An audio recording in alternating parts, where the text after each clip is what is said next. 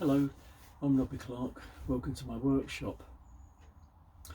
Just the other day, my wife dropped me off at the barber's for a long-awaited haircut.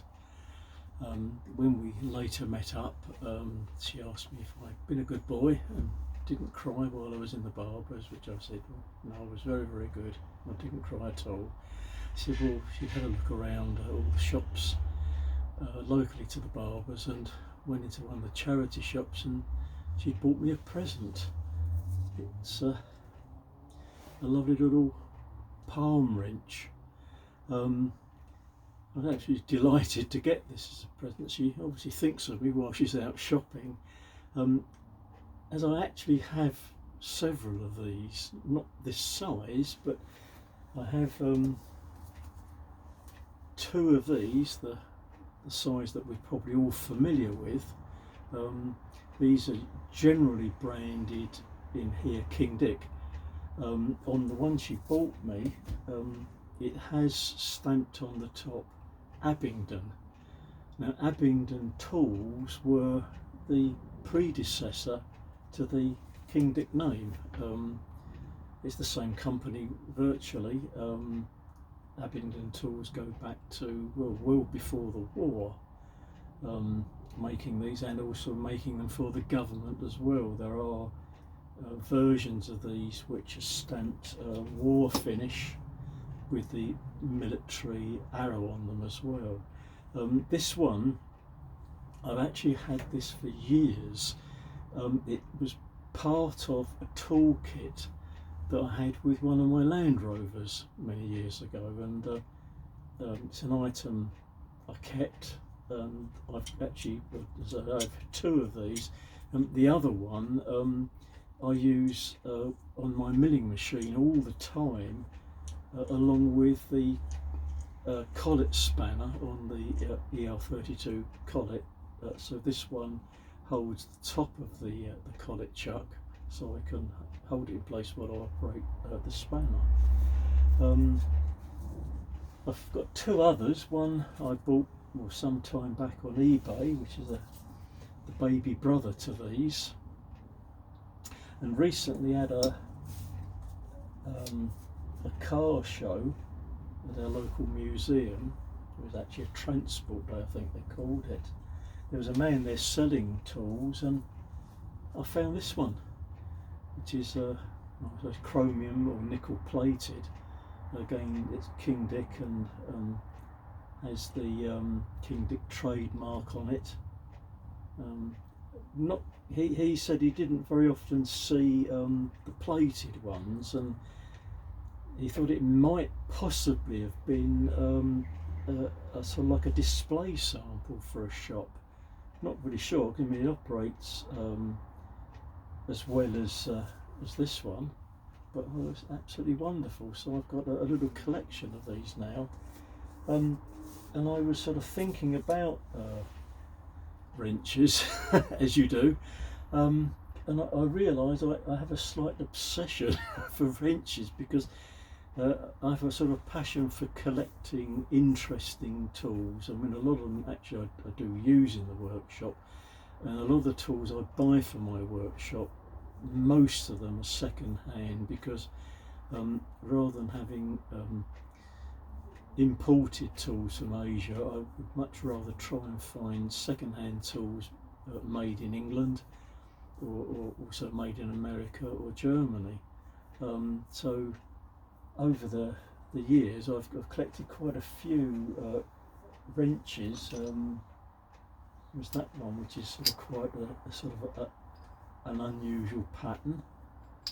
This one's made in America, a strange design. I'm going to quickly go through these. This one, again made in America. This is called Alderman.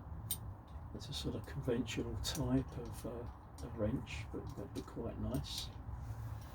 Another one here, a sort of familiar type of design of wrench. This one is like a, I think they term it crescent wrench. This was my dad's. This is called the Jackdaw, made by Garrington. It is actually uh, made in, it's British made, forged steel. And then I love using this because this tool was my father's. So obviously when I use that, I think of him. One quite recent wrench I bought was this strange design. I mean, I saw lots of different designs of wrenches on eBay, and I was quite taken with this. It's obviously over the years had a huge amount of wear. Again, it's made in America, and usually it's sort of wooden handle. But looking at the unusual design of this, I might be wrong, but I think this part is actually a hammer. So it makes me think this may have been used as part of a car toolkit. And if anyone knows better, what this is, I'd love to know. But that's the sort of the feeling I get about that one. But it's just a sort of a lovely thing. Another tool that I'd heard about is this. They're really like pliers rather than a wrench, and this is called a speed top plier clamp, and it's, if anything, not unlike a mole wrench, because that grips the jaws down, and then this can be used to adjust the gap in the jaws. The jaws are serrated as well, but I have actually used this a few times when occasions I've had to remove a very tight bolt, or on one occasion there was a screw mounted in the wall indoors, where the head of the screw had been very badly damaged and I couldn't remove it. It was actually driven into a raw plug, but I couldn't get this out with a screwdriver, so I thought of this. I clamped that onto the screw head, and it clamped on so tightly I was able to remove the screw with it. This is a patented design, they're made in England. We did actually look up the patent number, and I have the sort of copies of the patent drawings for it, but it's a very interesting and unusual design of tool. Another one I like is the tools which our friend Mr. Pete likes. He's apparently got an obsession and a love for Bernard parallel pliers. There was a name change on these, I gather, to Sargent. But in England there was an English version of it made, and these are still manufactured in England by a company called Morn. And these, the ones I have here, Morn were actually, I bought direct from Morn, they were actually selling them off at quite a reasonable price. They're a parallel jaw design, and they have a little cutter here as well, wire cutter. But it's very interesting. I mean, the Bernard ones, made in America, they have adapted them as well for all sorts of other uses and trades, and the jaws on them can often be very strange and hard to identify what trade they were made for. But it's obviously a company that saw an interesting market for making pliers, and people go to them to have special versions made. Well, I hope this is sort of of interest. It's I don't know whether it's a good or bad obsession to collect tools. I know lots of people do, but I just have a love of tools. I have for a long time, and I'm always on the lookout when we go around sort of antique malls and antique shops, and particularly charity shops as well, although the pickings in charity shops nowadays there's not very much available. I think people are either holding on to things at the moment, or they're finding it a better way of selling them for themselves on eBay or by other means. There's one very large multiple antique shop near us, which has divided up into little booths run by different people, and we were looking around one of these, and I bought a few interesting bits and pieces from there, and I spotted this unusual tool. I've got no idea what it is, but it was such a beautiful designed object.